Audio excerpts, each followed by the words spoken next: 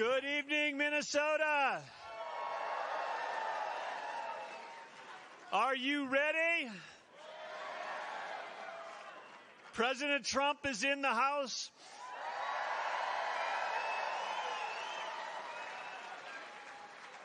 I just had a chance to welcome him to Minnesota, and I'm going to tell you that he is so excited to be here with all of you and so grateful that all of you are here. He can't wait to get out here. But while he's saying hi to a few more Minnesotans backstage, taking a few pictures, they asked me to come out and say hi, and I'm always happy to come and talk to our neighbor in Minnesota because this is such a great state. You guys send all your students over to our universities. Some of them great athletes, and then we get to use them to beat you in sports. So I came here to thank you for that. And, of course, I'm here for another reason, because I believe, like Minnesota GOP, you had some great speakers out here earlier tonight. And I'm going to tell you the one reason I'm here tonight is because I believe in this state as a neighbor. I believe it can do better, and I believe that this state can help elect President Trump in November.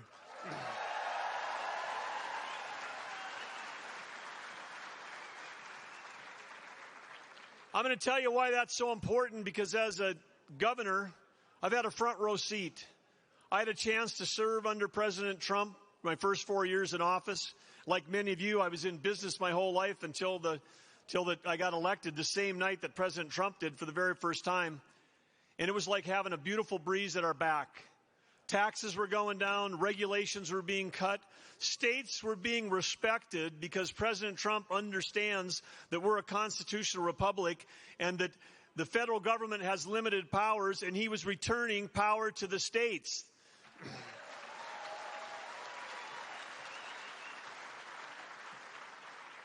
And when he did that, it was an era we had innovation was the word, not regulation.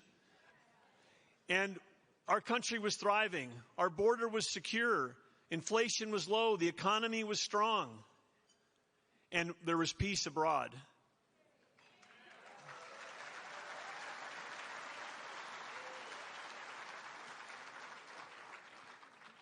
And then Joe Biden took office.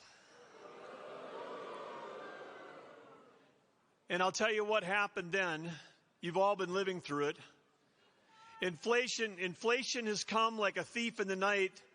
There's over 60% of the Americans that have no savings. They're living paycheck to paycheck. They're having to pay more for gas and for food and for rent and now for electricity, 30% more for electricity.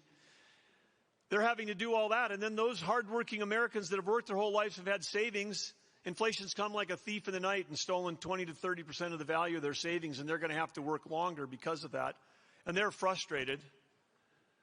I was with President Trump last week at Wildwood with 107,000 people came out to cheer him on.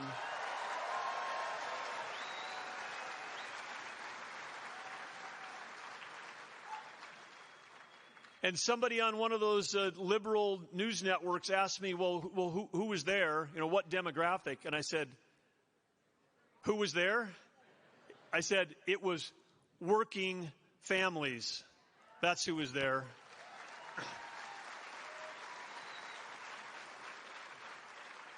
As we drove up in the motorcade coming into that venue, some of them said, oh, I don't think there was 100,000 people there. I said, no, there wasn't, because we saw about 20,000 before we got to the venue. 3 miles out, they were lining the streets. People parked their cars in the ditches, waving American flags. We went by a fire station. Went by a fire station in a little community. They had all the trucks out, and all the firemen were standing on top of the trucks, waving the flags, people honking their horns. And there were so many people, the New Jersey, in blue New Jersey, the New Jersey Highway Patrol had to be out to help do traffic control. And we went by one intersection. I looked over, and there was a New Jersey Highway Patrolman saluting the president's motorcade as it went by.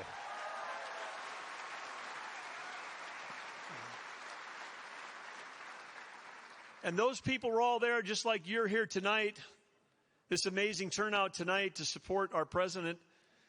Because you know what they know, that you were all better off under President Trump than you are under Joe Biden.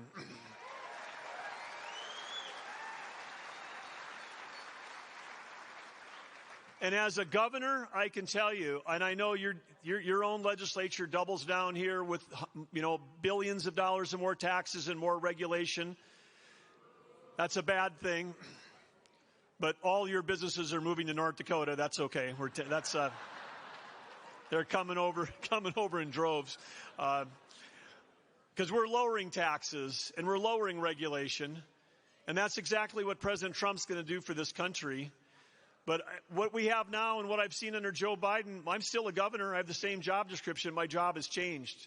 Instead of focusing on driving our state and the country forward, all we do now is fight back and sue the federal government. We're fighting over 30 different rulemaking efforts. None of them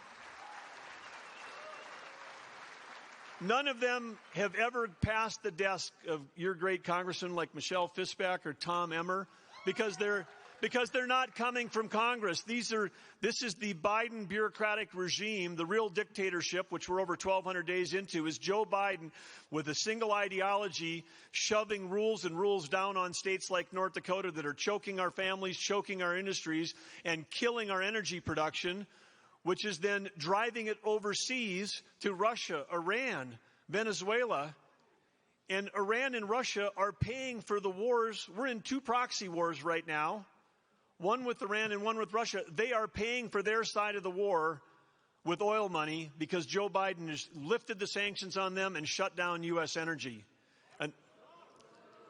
And then we debate in Congress how much money we should send to our allies. Turns out we're funding both sides of those wars. President Trump won't let that happen for a day.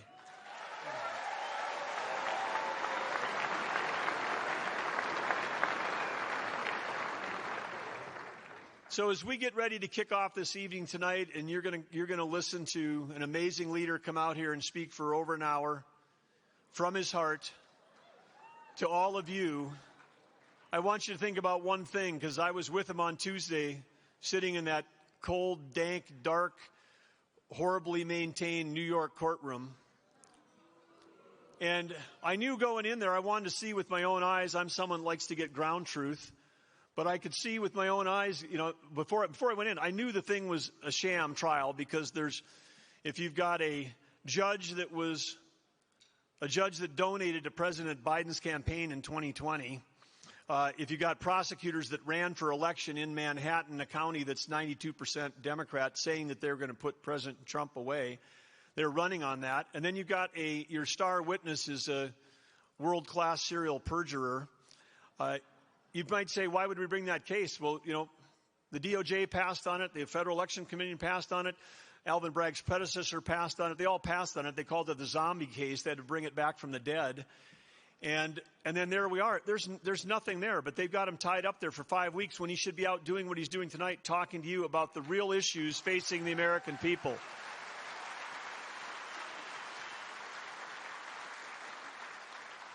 And I left there and I came back, was flying back to North Dakota. And to get to North Dakota, it turns out you have to go through Minnesota to get there. So you can't get on them.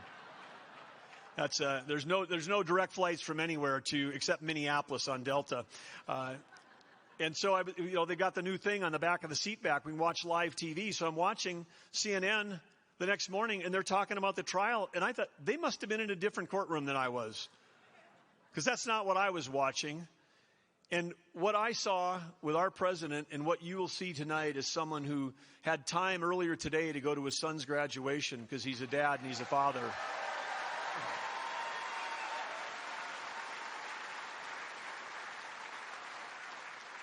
And supported by the most beautiful and wonderful first lady this country's ever had, Melania.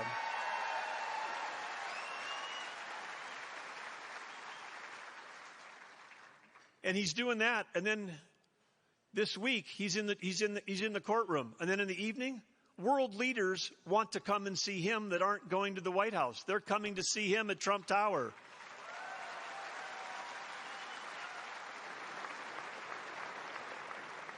So he sits in the courtroom all day. He works all night. No one works more tirelessly than him. And I'll tell you, having a chance to be with him on Trump Force One, I can tell you one thing. Everybody on that plane, doesn't matter. You leave Iowa at midnight and you're flying back to the East Coast, 2.5-hour flight. Nobody shuts their eyes. Nobody has even a single beer. Everybody's working. They got their nose down. This is the hardest work. If he was just still a CEO, he'd be the hardest working CEO in America, but he's been the hardest working president we've ever had and will have again, and he's working for all of you and for all of us.